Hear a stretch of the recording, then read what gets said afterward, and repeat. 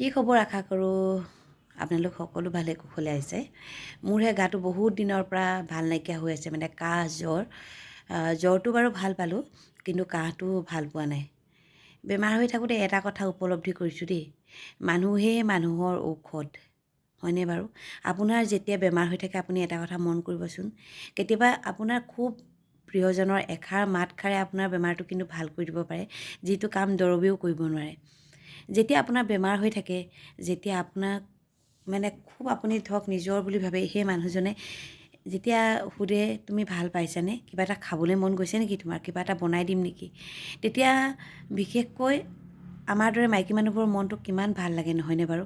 আপোনালোকে এইটো কথা বাৰু কেতিয়াবা উপলব্ধি কৰিছেনে? মই কিন্তু এইটো কথা খুব মনে মনে উপলব্ধি কৰোঁ কেতিয়াবা।